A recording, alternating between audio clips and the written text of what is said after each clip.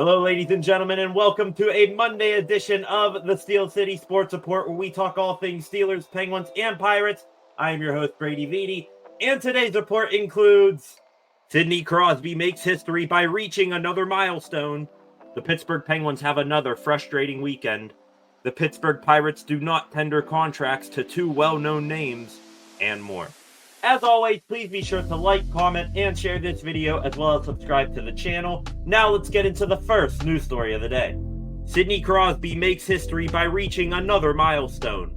Entering this past weekend, Pittsburgh Penguins captain Sidney Crosby was sitting on 599 career goals. On Saturday night against the Utah Hockey Club and at home in front of his family, Crosby made history, recording his 600th career goal. Crosby scored the goal with a one-timer from a beautiful Erik Karlsson pass from a sharp angle, and the entire Penguins bench jumped the boards to celebrate with the captain.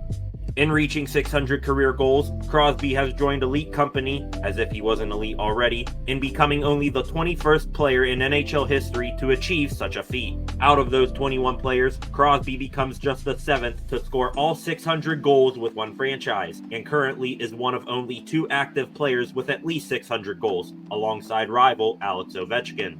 Seeing Sid score his 600th goal is a reminder to Pens fans of just how fortunate we are to have him, no matter how the team may be performing right now. I believe 87 still has a lot of great hockey left in him, and it's not a bold thought to think that he may reach 700 career goals one day.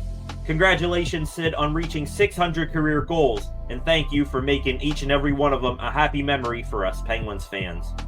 The Pens send down a youngster and activate a veteran off of IR. Heading into this past weekend's games, the Penguins were due to soon get back to injured players. Well, both of those players are now back in the lineup. On Friday night against the Winnipeg Jets, defenseman Chris Letang was reinserted back into the lineup after missing a few games with an illness. Less than 24 hours later, forward Kevin Hayes, who was out for a few weeks with an upper body injury, also returned to the lineup against the Utah Hockey Club. To make room for both returns, defenseman Jack St. Ivany was a healthy scratch, and forward Vasily Ponomarev was sent back down to Wilkes-Barre in the AHL. Focusing on Ponomarev here, I think in his first games with the Penguins, he didn't light the world on fire, but he didn't embarrass himself either. With the way things are going, I hope it won't be too long before Penguins general manager Kyle Dubas either makes another trade or some other move to get younger and hungrier players like Ponomarev in the NHL. After all, getting the kids up there is what sparked the Pens championship runs in 2016 and 2017. Not saying that will happen, of course. The Pittsburgh Penguins have another frustrating weekend. Speaking of this past weekend's games, it was another disaster on the ice for the Penguins. Starting on Friday night, the Penguins lost to the Winnipeg Jets by a final score of 4-1.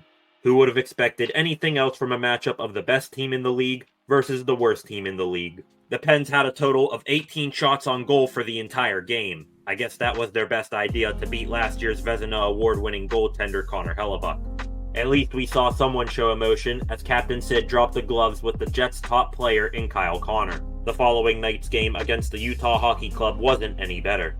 The Pens were dominated 6-1 by the rebranded Coyotes, and this one stung more because they got blown out on the night Crosby scored his 600th career goal.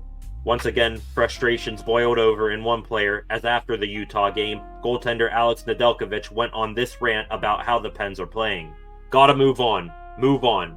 It sucks. This sucks. If we want to stop feeling like this after games, you want to stop getting embarrassed at home. Like, do something about it.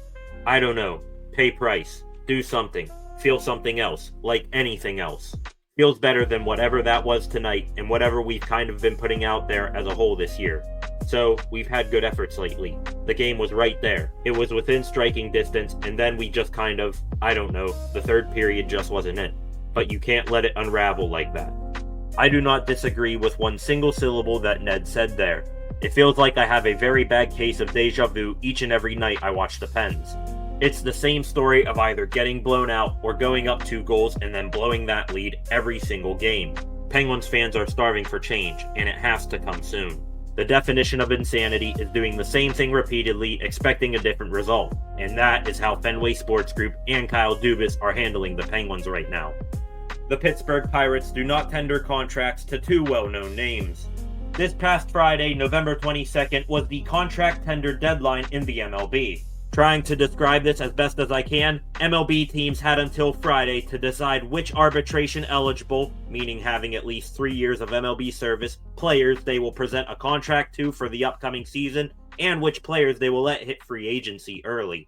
With that said, 2 well-known Pirates players were not tendered contracts by Friday and will hit free agency. Those 2 players were first baseman / outfielder Connor Joe and outfielder Bryan De La Cruz. Starting with Joe, he was the 39th overall pick by the Pirates in the 2014 MLB Draft. The San Diego native was traded away by the Bucks when he was a prospect, but after starting his MLB career with the Colorado Rockies in 2021 and 2022, Joe spent the last 2 seasons in Pittsburgh. The 32-year-old had an underwhelming 2024 season at the plate, hitting just .228 with 9 home runs, 36 RBIs, or .688 OPS. Joe not being tendered shouldn't be too surprising, as the platoon plan for him and Rowdy Tellez at first base this past season didn't work for anybody. Unfortunately, Joe not panning out as an everyday player for the Bucks, and having younger players who match his skill set like Jared Triolo and Billy Cook made him expendable. As for De La Cruz, nothing went right for him in Pittsburgh. DLC was Bucks general manager Ben Cherington's big trade deadline acquisition this past season, and the move looked decent at the time, but that was far from how it turned out. In 2024, the 27-year-old had a .233 batting average with 21 home runs, 68 RBIs, and an OPS of .655. However, those stats were from the entire year, including his time with the Marlins. Exclusively in his 44 games with the Pirates, De La Cruz had a batting average of exactly .200 with just 3 home runs, 17 RBIs, and a .514 OPS. It's no shock that the outfielder wasn't tendered, as he statistically performed the worst out of all MLB players traded at last year's deadline. No matter whether De La Cruz stayed or left, the move to get him is still being ripped by Bucks fans. Also not being tendered by the Pirates was relief pitcher Hunter Stratton. Stratton appeared in 36 games for the Bucks, in which he had a .358 ERA, a .117 WHIP, and 33 strikeouts in 37 2/3 innings pitched. Terribly, Stratton suffered a season-ending leg injury in August, but even though he was non-tendered, MLB.com Pirates beat reporter Alex Stump says that the team is interested in bringing Stratton back on a minor league deal. The last move the Bucks made on Friday was acquiring right-handed pitcher Peter Strzelecki from the Cleveland Guardians in exchange for cash considerations. To wrap all this up, here is a full list of the players that the Pirates tendered for 2025. And please, for all that is holy, spend some money and bring in better talent. And to the 3 players who were non-tendered by the Pirates, best of luck moving forward in your careers. And finally, Pittsburgh sports teams are uniting again for a special holiday cause. Thanksgiving is this Thursday, but before the holidays arrive, all 3 of the professional Pittsburgh sports teams are teaming up to give to those in need. It was announced by Pirates Charities that on Tuesday, November 26th, the Pittsburgh Pirates, Penguins, and Steelers will host a #BergProud Thanksgiving dinner distribution event. This drive-through event will see 300 needy local Pittsburgh families receive food and other supplies for this holiday season.